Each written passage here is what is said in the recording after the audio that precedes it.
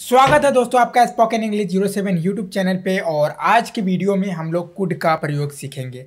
COULD could बहुत ही simple topic है। मात्र 6 इंपॉर्टेंट कंसेप्ट्स को समझना है। अगर आप इन सभी कंसेप्ट्स को अच्छे से समझ जाते हैं तो कुड का प्रयोग करने में आपको दोबारा कोई भी कंफ्यूजन नहीं होगी।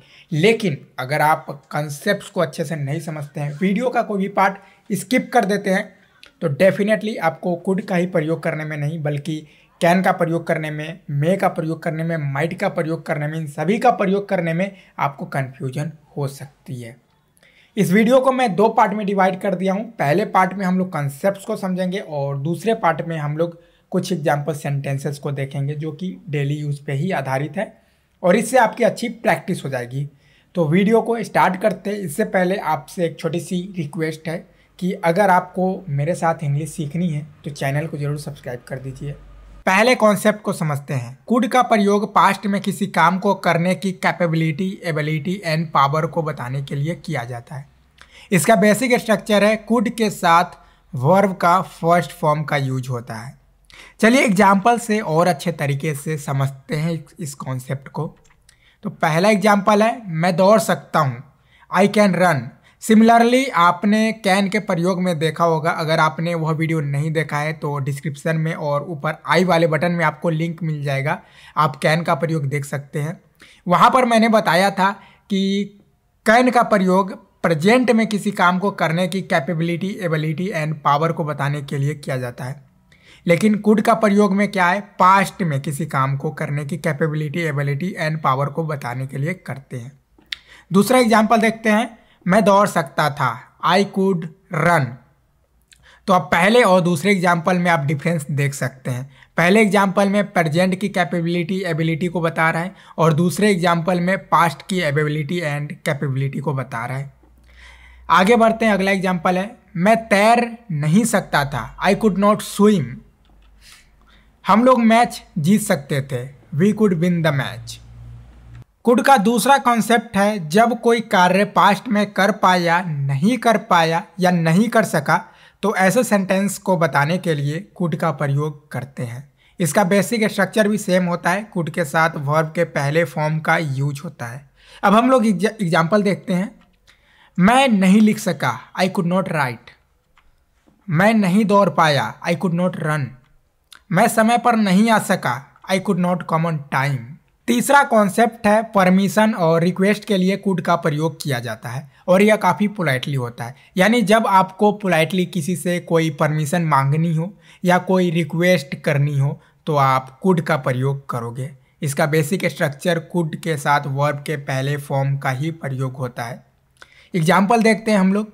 क्या आप मेरी मदद कर सकते हैं? पहला सेंटेंस है कैन यू हेल्प मी और यह एक इनफॉर्मल तरीका है।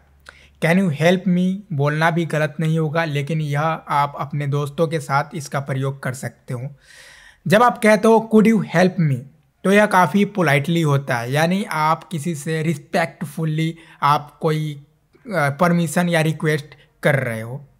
दूसरा एग्जाम्पल देखते हैं। क्या मैं तुम्हारे फ़ोन से एक कॉल कर सकता हूँ? Can I make a call from your phone? तो ये एक इनफॉर्मल वे है। दूसरा सेंटेंस है could I make a call from your phone?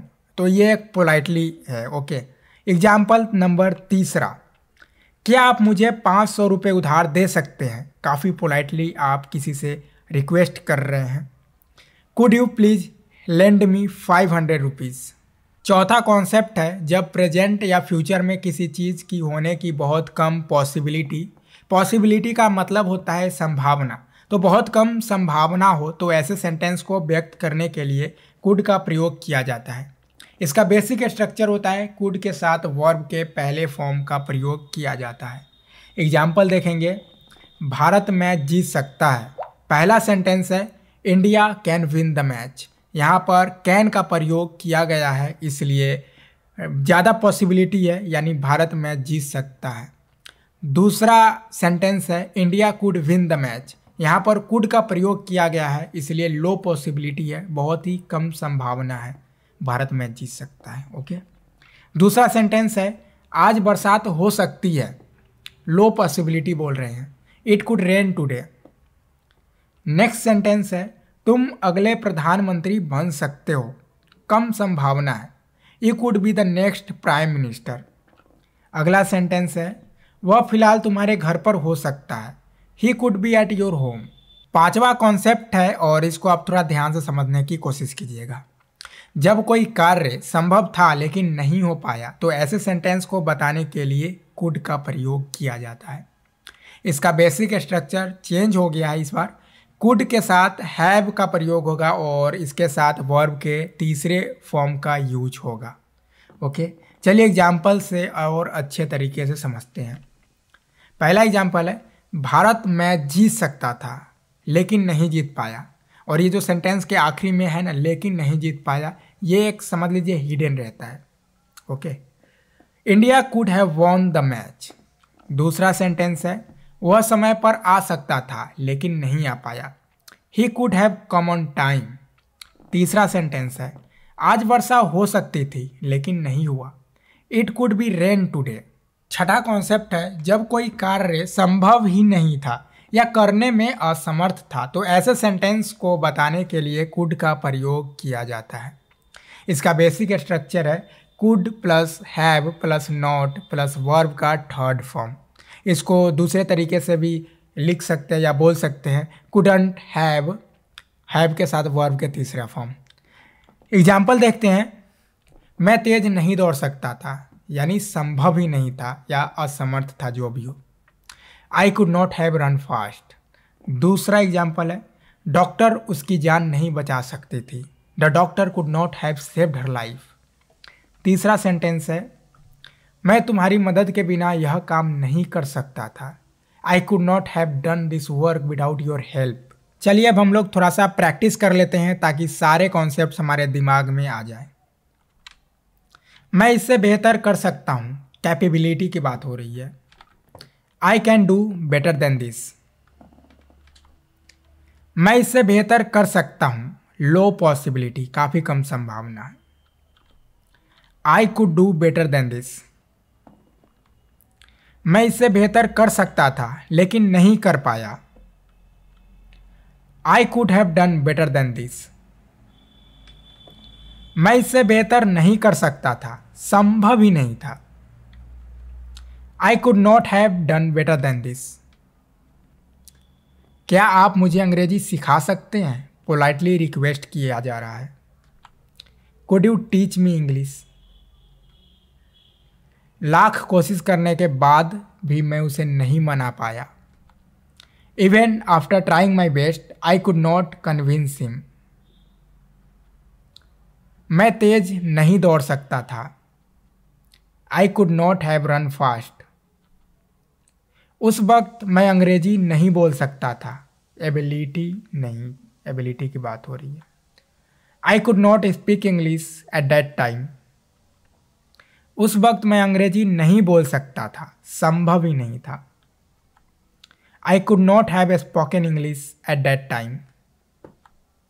वह एक डॉक्टर हो सकता है, प्रेजेंट की लो पॉसिबिलिटी है। He could be a doctor. तुम एक बड़े बिजनेसमैन बन सकते हो, फ्यूचर की low possibility.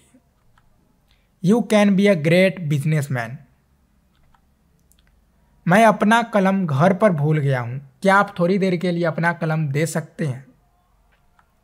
I left my pen at home, could you give me your pen for a while. I left my pen at home, could you give me your pen for a while. 4 महीना पहले मैं car नहीं चला सकता था। I could not drive a car 4 months ago। यह काम मुझसे बेहतर कोई नहीं कर सकता था, संभव ही नहीं था। Nobody could have done this work better than me। इस वीडियो को देखने से पहले मैं अंग्रेजी बोलने की सोच भी नहीं सकता था। Before watching this video, I could not even think of speaking English। अब आप लोग ध्यान से समझिए, इंग्लिश बोलने के लिए आपको प्रैक्टिस करनी पड़ती है। सिर्फ कॉन्सेप्ट्स को समझ लेने से आप इंग्लिश नहीं बोल सकते हैं। अब सवाल ये है कि कैसे करेंगे प्रैक्टिस। तो मैं इसके लिए आपको 2 स्टेप बताता हूं, 2 स्टेप आपको फॉलो करनी है। पहला, आपको जितने भी सेंटेंसेस मैंने इस लेसन में दिए हैं आप लोग को, जितने भी सेंटेंस है उसको आप नोट कर लेना अपने नोटबुक में। और ध्यान दीजिए कि आपको सिर्फ इंग्लिश सेंटेंसेस को ही नोट करनी है, हिंदी सेंटेंस तो सिर्फ आपको समझाने के लिए दिया गया है।